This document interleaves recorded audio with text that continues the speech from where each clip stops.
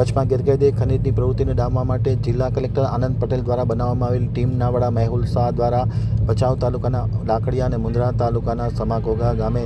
દરોડા પાડી અને ₹1.25 કરોડ રૂપિયાની કિંમતી મશીનરી સીઝ કરી તેમના સંચાલક સામે ધોરણસરની કાર્યવાહી હાથ ધરી છે.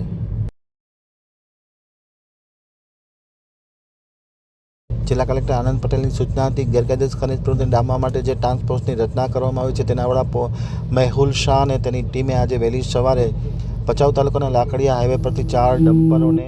પકડી પાડવામાં આવ્યા હતા, જેમાં ગેરકાયદે ચાઇના ક્લે ખનિજનું વહન કરવામાં આવતું હોવાની માહિતીના આધારે આ 4 મોટા વાહનો કબજે કરી અને સરકારી ગોડાઉનમાં મૂકવામાં આવ્યા હતા. તદુપરાંત ખાનગી વાહનથી મુંદ્રા તાલુકાના સમાઘોઘા ગામ નજીક નદી વિસ્તારમાં આકસ્મિક તપાસ હાથ ધરવામાં તો 2 લોડર